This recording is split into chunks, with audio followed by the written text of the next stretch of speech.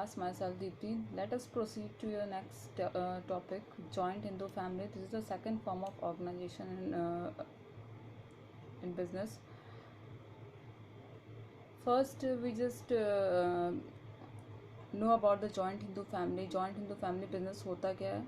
देखो, joint means आप जैसे ले लो कि वो ऐसा हिंदू परिवार जो एक बिजनेस आपस में ही मिल के बनाता है, तो हम इसको जॉइंट हिंदू फैमिली बिजनेस कह सकते हैं. Means form of organization wherein the business is owned and carried by the members of the Hindu undivided family. Means business का वो फॉर्म, उस ऑर्गेनाइजेशन का वो फॉर्म जहाँ के बिजनेस ओन्ड एंड कैरीड होते हैं हिंदू अनडिवाइडेड फैमिली के मेंबर्स से. जैसे कि हमारी एक फैमिली है और उसमें से कुछ ऐसे लोग हैं जो बिज़नेस करना चाहते हैं, तो आप कुछ उनके लिए रख नहीं सकते हो कि तुम बिज़नेस नहीं कर सकते हो या तुमने बिज़नेस कर सकते हो. ये सारे लोग मिलके एक बिज़नेस फॉर्म करते हैं. इनका सारे का कॉपीराइट होता है कि जो भी चीज़ उसमें हो वो आपस में शेयर करें और मिल के किसी चीज़ को लॉस हो प्रॉफिट हो दें. बट मेन पार्ट इसमें यह चीज़ है कि the basis of membership in the business is birth in a particular family and 3 successive generation can be members. अब 3 सक्सेसिव जनरेशन को आप बोल सकते हो, जो 3 पीढ़ियाँ चली आ रही हैं वो सारे आपके जॉइंट हिंदू फैमिली बिजनेस के मेंबर्स हो सकते हैं. They are the main basis of membership in the business. मतलब वो बर्थ से ही, जन्म से ही उनको उस बिजनेस ऑर्गेनाइजेशन का मेंबर माना जाता है, जो कि हमारे जॉइंट हिंदू फैमिली में बोला गया है. And the second thing is joint Hindu family is a specific form of a business organisation found only in India. ये आपका ऐसा फॉर्म ऑफ ऑर्गेनाइजेशन है जो कि इंडिया में ही फाउंड हम लोग कर सकते हैं. इस चीज़ को कहीं और नहीं देख सकते हैं. It refers to a form of organization where in the business owned and carried on the member of the undivided family, जो कि हम लोगों ने डिस्कस किया है फर्स्ट 2 लाइन में कि ये सारे मेंबर्स से ही ये बिज़नेस चलता है. बट इसका ओवरऑल कंट्रोल किस पे रहता है? जो उसके कर्ता होते हैं. मीन्स जो eldest member is called a karta of this in this field. जो एल्डेस्ट मेंबर होते हैं उनको कर्ता माना जाता है कि ठीक है, सारे लोग तो बिज़नेस ओन कर रहे हो, उसको चला रहे हो, बट वो पावर किसके हाथ में रहती है? जो सबसे एल्डेस्ट मेंबर रहता है वो उस बिज़नेस का कर्ता रहता है. वो कंट्रोल करता है उस चीज़ को एंड सारी पावर उसके अंडर ही रहती है. ठीक है, आप मिलजुल के काम करो, सारे बिजनेस को आगे बढ़ाओ, बट जो कंट्रोल मेन होगा, जो कंट्रोल पावर किसी एक के हाथ में होनी चाहिए, वो कर्ता के ही हाथ में होती है. Come to the next line. Members have equal ownership right over the property of an ancestor and they are known as co-partners. इसमें एक आपका एक चीज़ गिवन है कि मेंबर्स हैव इक्वल ओनरशिप. देखो, मेंबर्स जो होते हैं फैमिली मेंबर्स, उनको सारी इक्वलिटी दी जाती है. जैसे ये नहीं कहा सकता है कि तुम ये काम नहीं कर सकते, ये कर सकता है, तुम नहीं कर सकते हो. यहाँ पे इक्वल फॉर्म रहता है सारे मेंबर्स का. मीन्स सारे मेंबर्स को इक्वली ट्रीट किया जाता है. नेक्स्ट थिंग इन दिस, जो भी मेंबर्स होते हैं उनकी प्रॉपर्टी जो रहती है उसके ऊपर सारे मेंबर्स का अधिकार रहता है. जो भी उनके एंसेस्टर की प्रॉपर्टी रहती है, जो पूर्वज की, उसको हम बोल सकते हैं एंसेस्ट्रल प्रॉपर्टी, पैतृक संपत्ति, जो कि मेंबर्स का पूरा ही हक होता है. जो भी फैमिली मेंबर्स इन्वॉल्व रहते हैं उन सारों का पूरा हक होता है, चाहे वो बर्थ से वो हो रिलेटेड, चाहे वो एक मेंबर हो उस फैमिली के. तो ऐसे लोग को हम बोलते हैं coparceners. Now come to the next one. Our next topic in this joint Hindu family is what is the features, merits and limitation. In the same way which we have already learned in sole proprietorship कि उसके features क्या होते हैं, उसके merits क्या होते हैं and उसके limitation क्या होते हैं. तो first we just go through the features. Features से मैंने बोला था कि आप लोग फीचर्स के थ्रू मेरिट्स और डीमेरिट्स या आप डीमेरिट्स को लिमिटेशन भी कर सकते हो. इस मेरिट्स को आप एडवांटेज भी कर सकते हो, लिमिटेशन को आप डिसएडवांटेज या इसका एक डीमेरिट्स भी बोल सकते हो. First we just go to the features. Features क्या होते हैं? First, business does not require any agreement as membership is by birth. देखो, ये ऐसा बिजनेस है कि इसको फॉर्म करने के लिए किसी एग्रीमेंट की रिक्वायरमेंट नहीं होती है. ये जन्म से ही इनका इस पर अधिकार हो जाता है. नेक्स्ट थिंग इज़, और ये जो इनका अधिकार है, जो इनका राइट है इस बिज़नेस पे, वो गवर्न किया गया है हिंदू सक्सेशन एक्ट के अंदर 1956 में ही. No agreement required in this, it is just governed by the Hindu succession act 1956 इनका ही जन्म अधिकार है। जो भी मेंबर है उन सारे का इक्वल पार्टिसिपेशन होना चाहिए उस बिजनेस ऑर्गेनाइजेशन में, कोई स्पेसिफिक पर्सन नहीं। हाँ, कंट्रोल तो एक ओनर से ही होता है, जो कि उसे कर्ता धर्ता बोलते हैं। तो कर्ता जो होते हैं वो एल्डेस्ट मेंबर ही होते हैं, घर के जो सबसे बड़े सदस्य होते हैं। Next, come to the next topic. Next topic is given here. There should be at least two members in the family. There is at least two members in the family and ancestral property to be inherited by them. देखो, there should be at least two members in the family. देखो, अगर किसी एक family में दो member भी रहते हैं और उनका कोई एंसेस्ट्रल प्रॉपर्टी रहता है, मीन्स पैतृक संपत्ति भी रहती है, तो क्या होता है कि उस चीज़ को वो इनहेरिटेड बाय देम आप बोल सकते हो कि उसको एक तरीके से बोल सकते हो the liability there should be at least two members in the family ancestral property to be inherited by them. देखो, उस फैमिली में क्या है, दो मेंबर्स होने चाहिए और जो उनकी एंसेस्ट्रल प्रॉपर्टी है, पैतृक संपत्ति है, वो जो विरासत में उनको मिली है उन पे उनका पूरा अधिकार रहता है। एटलीस्ट कितने मेंबर्स होने चाहिए इसमें? Two members. For what? For the ancestral property. Okay. Next one is the liability of all the members except the कर्ता is limited to their share of co-partnership property of the business. The कर्ता has unlimited liability. देखो क्या होता है कि इसमें जो आप बोल सकते हो कि जो इसमें कर्ता होता है उसका अनलिमिटेड लायबिलिटी होते हैं, बट इसके जो मेंबर्स होते हैं घर के, उसके एक लिमिटेड लायबिलिटी होते हैं। ओके, इसके पीछे भी एक रीज़न है आपका कि देखो, कंट्रोल तो उसके कर्ता से ही होता है, जो एल्डेस्ट मेंबर रहता है, तो वो रिस्पॉन्सिबल रहता है सारी जितनी भी पेमेंट है वो करे उस चीज़ को। हाँ, ये है कि जो मेंबर्स हैं उनकी भी कुछ लायबिलिटी होती है, बट कर्ता की जितनी अनलिमिटेड लायबिलिटी होती है उतनी वहाँ के मेंबर्स की नहीं होती है, because the liability of all members except the karta is limited to their share of co partnership property of the business. जो भी उनके शेयर है कर्ता के कंपेरिजन उनकी लायबिलिटी कम होती है, बट कर्ता की कितनी होती है? अनलिमिटेड लायबिलिटी होती है। अनलिमिटेड लायबिलिटी आपका हमेशा ये पॉइंट हमारा आएगा लिमिटेशन में, ये चीज़ याद रखना। और जब लिमिटेड लायबिलिटी होगा तो वो आपका मेरिट्स में जाएगा। अनलिमिटेड लायबिलिटी हम तब कहते हैं जब आप कोई लोन, कोई डेट, कोई ऋण, ऐसी चीज़ हो जो कि आप उसका भुगतान ना कर पाओ, उस चीज़ को टाइमली ना पे कर सको, तो आपको अपने पर्सनल असेट्स को भी सेल करना पड़ता है उस ऋण को, उस डेट को, उस लोन को चुकाने के लिए।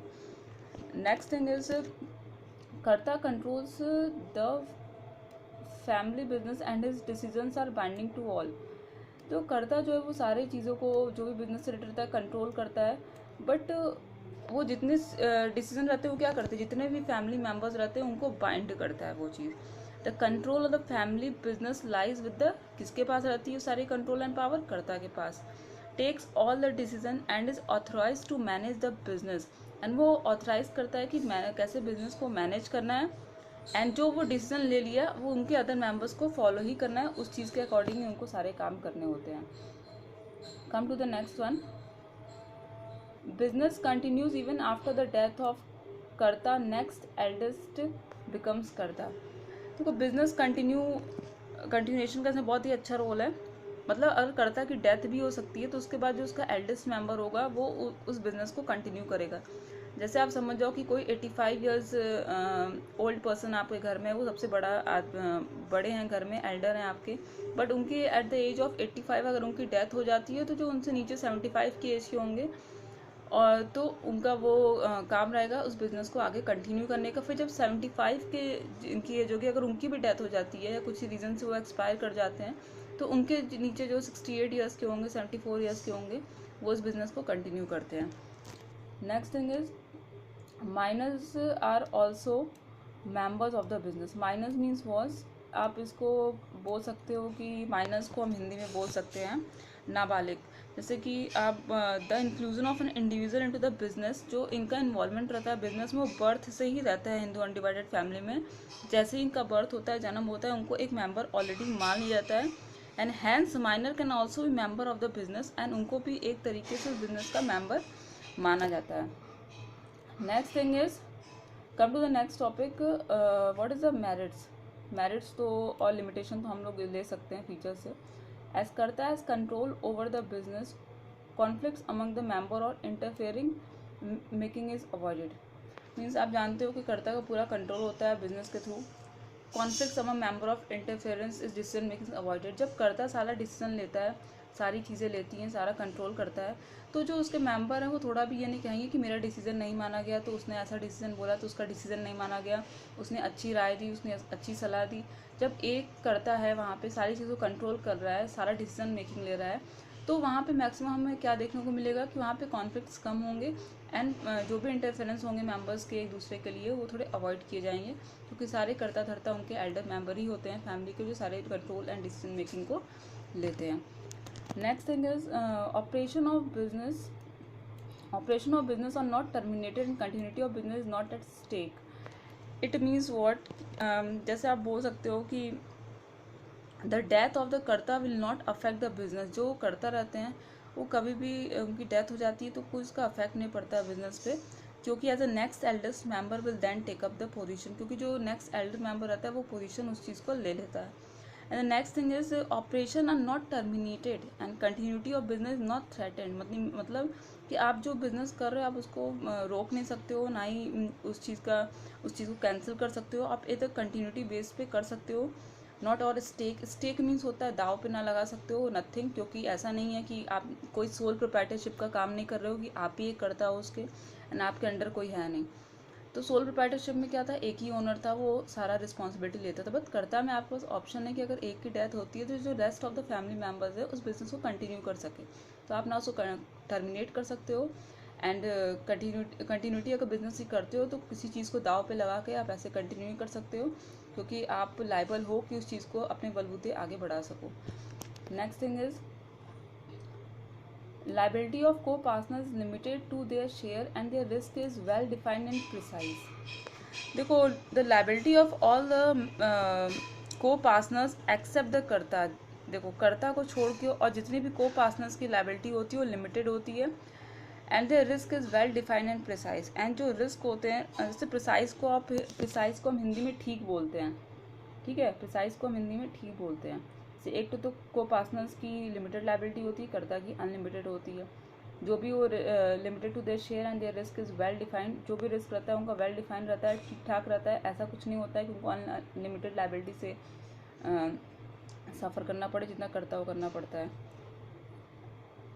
Next thing, as business is run by the family loyalty, as business is run by family loyalty and cooperation is received from family members।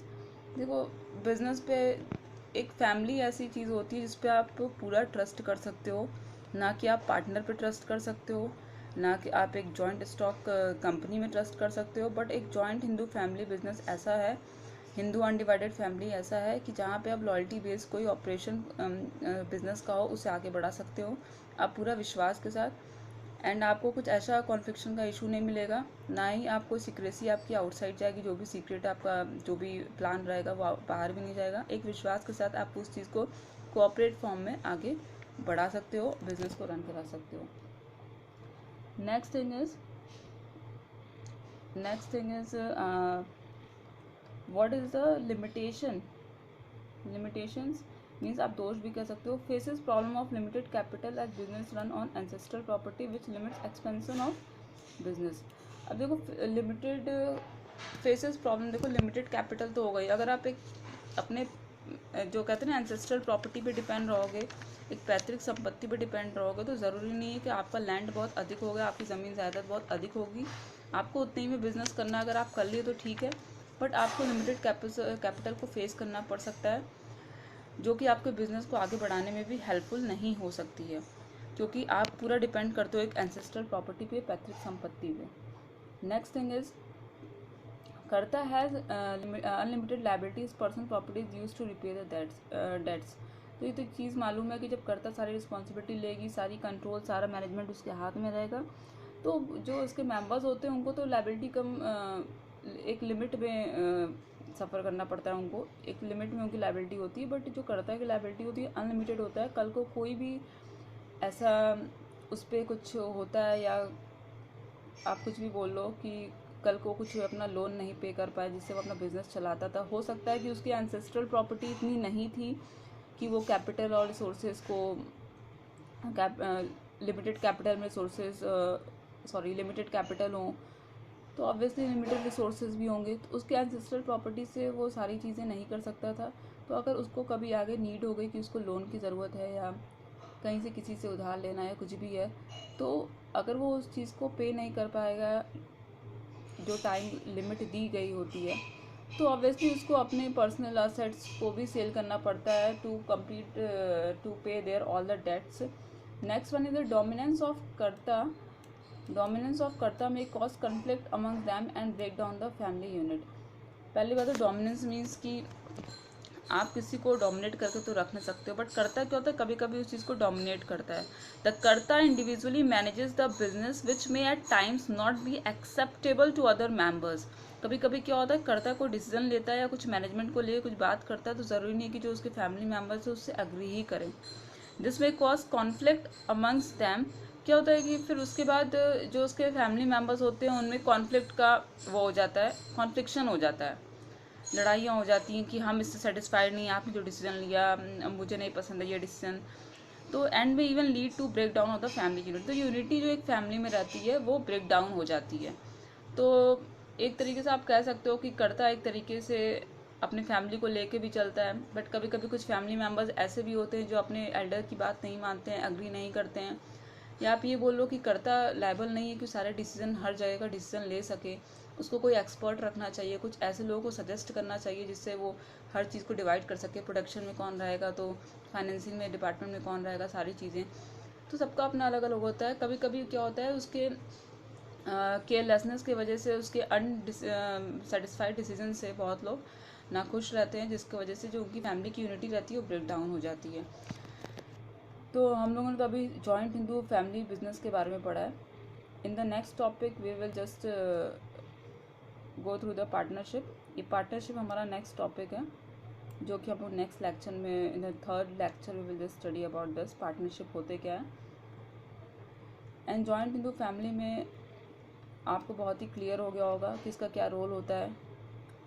आपको एक और इन्फॉर्मेशन देनी थी इसमें कि जैसे कि अब आप लोग कन्फ्यूज़न रहेगा कि क्या लड़का ही का कॉपीराइट होता है कि वो सारी चीज़ को हैंडल करे, अपने एंसेस्ट्रल प्रॉपर्टी पे उसका हक होता है। बट एक एक्ट ऐसा रहता है, after the Hindu succession act 2005, एक हिंदू सक्सेशन एक्ट ऐसा था 2005 का, जिसमें जो डॉटर होते हैं can also be the co partner. जो डॉटर होते हैं वो एक को पार्टनर का भी रोल कर सकते हैं। ऐसा नहीं कि डॉक्टर पे रेस्ट्रिक्शन है, डॉटर लड़कियां हैं तो लड़कियां बिजनेस नहीं चला सकती हैं, ऐसा कुछ नहीं है। After the Hindu succession act 2005 daughters can also be the co partner. Okay, तो it is the very good news for the daughters also. बहुत लोग को ये चीज़ पता नहीं रहता है, बहुत स्टेरियोटाइप्स होते हैं इन सब चीज़ों में कि लड़के को ज़्यादा इंपॉर्टेंस देना, लड़कियों को कम देना, बट ऐसा कुछ नहीं है। अब तो सारी चीज़ें बदल गई हैं, लड़कियों का भी उतना हक है जितना लड़कों का है। यानी बेसिक चीज़ है, आपको शायद पता नहीं होगा, बट लड़कियों का ही प्रॉपर्टी पे उतना हक होता है। ये एक एक्ट के थ्रू बोला गया 2005 में। Okay, now in the next lecture we will just go to the next topic, partnership क्या होता है, ये नेक्स्ट लेक्चर में पढ़ाऊँगी। Okay, thank you class for today.